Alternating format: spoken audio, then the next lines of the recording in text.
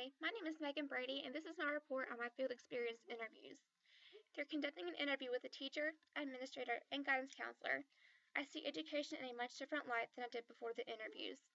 As a student, being able to hear the faculty talk about their jobs helps to gain a more realistic grasp of how they are able to work together so that they are able to create a more positive learning environment for the student within the classroom and within the school as a whole. After finishing the interview with the teacher, I learned there are a lot of factors about group work that I never thought about before. For example, the instructional strategies that may work best for one class may not necessarily work best for another class. There's no one clear-cut way to teach each class that a teacher may have.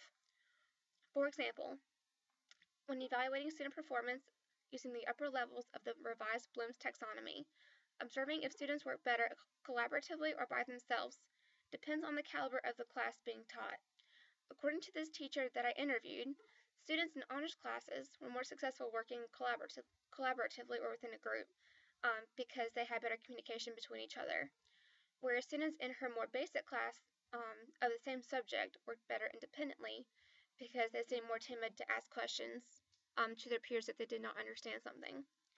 I gained the most perspective from the administrator when he explained how him and his other administrators help not just beginning teachers, but all the teachers within the school, helping them to maintain a positive learning environment for their students, even when they're faced with the most challenging and difficult classes. In order to help teachers with their more challenging classes, there's not just collaboration between the teacher and the administrator, but also between each of the teachers themselves.